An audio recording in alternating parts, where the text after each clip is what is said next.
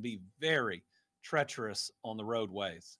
That is enough to move most cars. That's enough to move some tractor trailers. So one of the reasons that we're sending state employees home a little bit early today is not wanting them to be on the roads during that period of time. If you do choose to do that, be careful. No texting, no phone calls. If you're out in the middle of this, we need your 100% attention while you're driving for your safety and for the safety of those around you.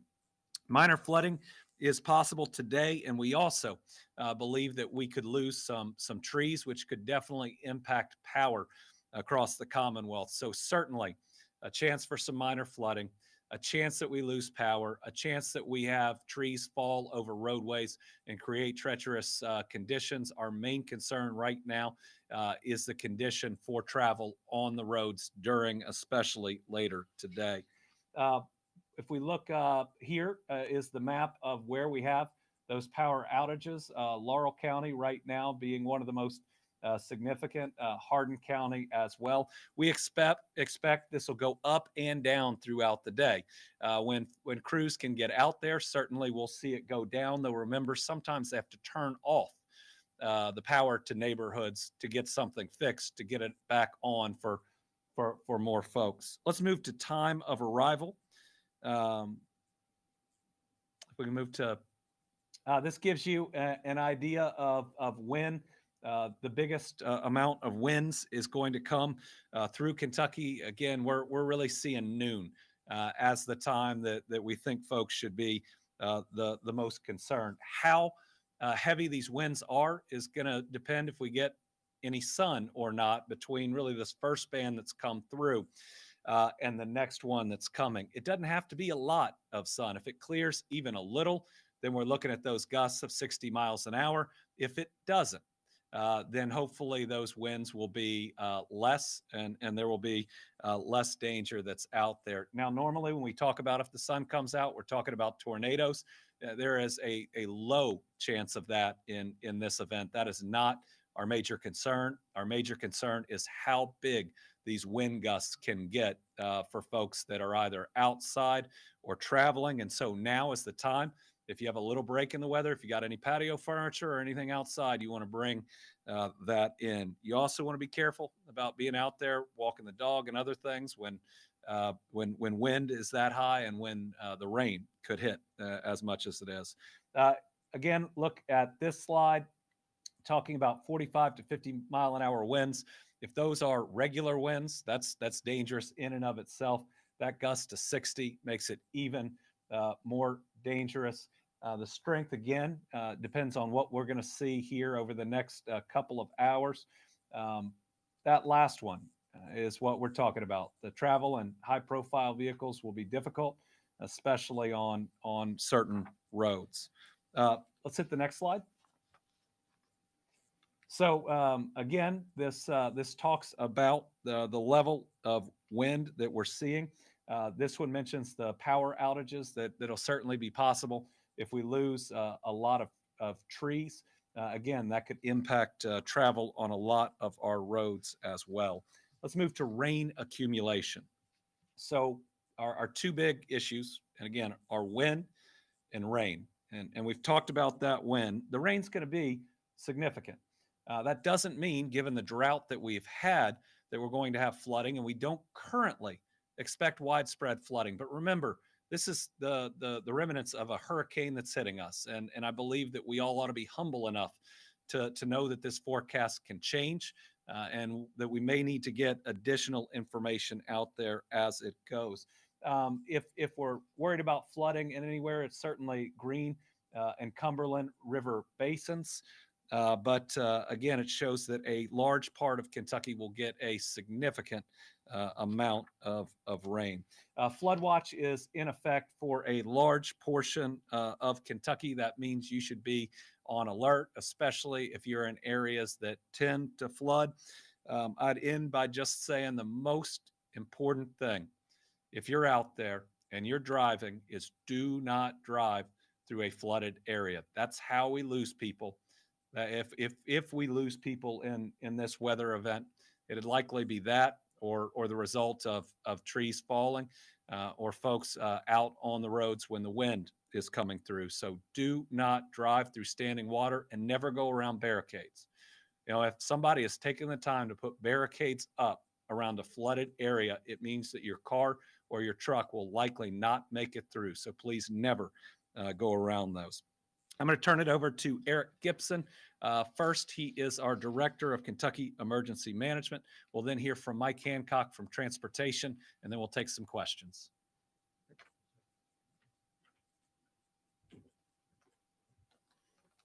Good morning, and thank you, Governor, for the introduction and the information that you've shared with the viewers today.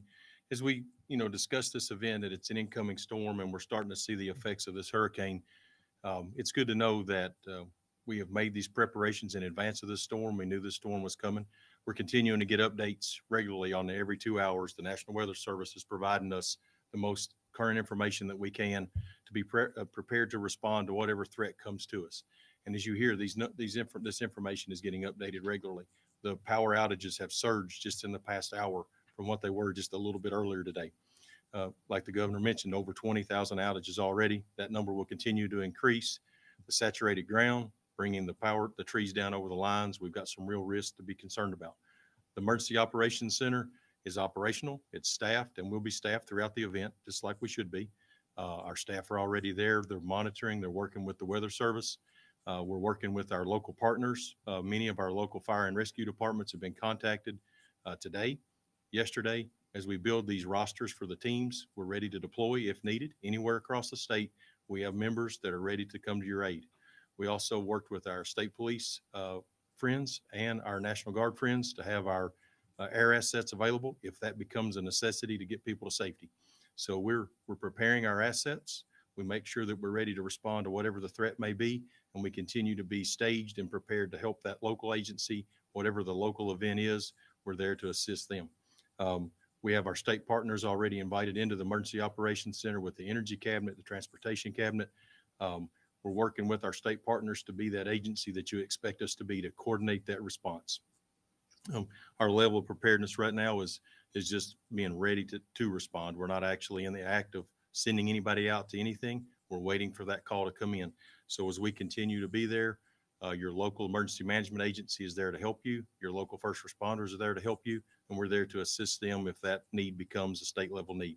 So the Emergency Operations Center is open. Our warning point number is posted on our website. If you need us for anything or you need to report any damages, please feel free to call that number that's listed, and we'll be glad to assist you any way we can. Thank you very much.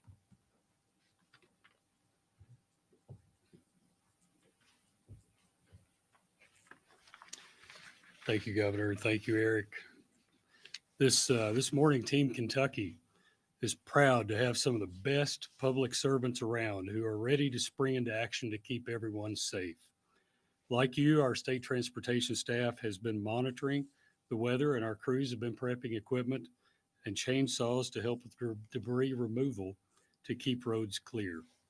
They're on standby to see how the weather unfolds, and will respond as necessary to keep traffic moving on state routes for emergency responders and for travelers.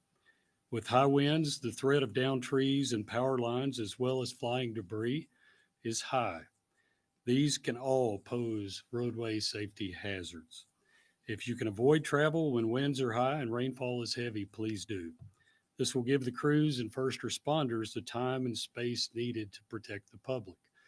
I want to just quickly reiterate something the governor said a minute ago, especially if you're out on the roadways.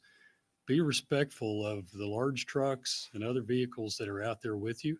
The wind can blow them around and create situations. So just make sure that you are keenly watching the environment around you as this unfolds today.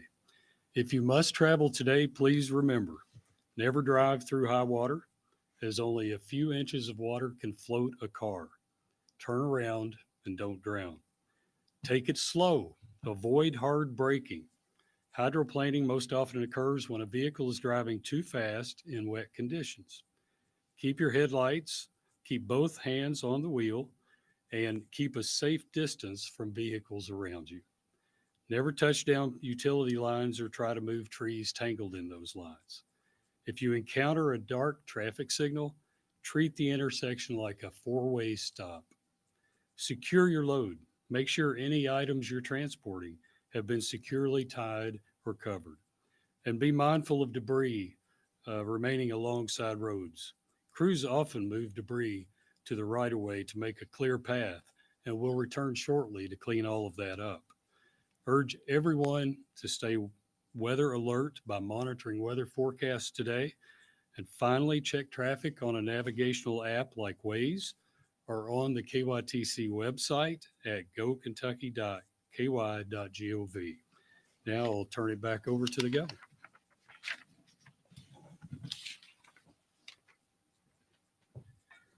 So in summary, certainly a significant weather event. Our main worries are wind gusts and sustained wind, as well as the amount of rain. We've pre-staged assets across Kentucky to be ready to respond if it moves from significant to severe. Finally, we just want to make sure that everybody out there is careful. We made it through F4 tornado and F3 tornado, multiple smaller tornadoes, terrible flooding in 2021 and 2022, multiple polar plunges and other major storms that have come through. We want to make sure that everybody makes it through this and that the lessons that we have learned about being smart, about being cautious, and about looking out for each other, that we bring all that to bear in facing Hurricane Helene. So with that, we'll open it up to questions. We got one journalist here and one on the line. So Lauren? As far as dispatching to the state of Florida at this point, I mean, are there any plans? I know our focus is on the state of Kentucky and making sure everybody here is safe, but dispatching crews to Florida at any point, has there been a plan for that? So right now, we've got our assets waiting to see how hard we get hit. Certainly, if it is not significant, then our crews stand ready to help other parts of the United States. North Carolina, for instance, has gotten hit pretty hard. Folks came to help us. We want to make sure we're there to help them. We should know, especially as we move through today, how strong the storm is when it hits us, what we think that we'll see over the next couple of days. And then on the line, we have Justin Hicks.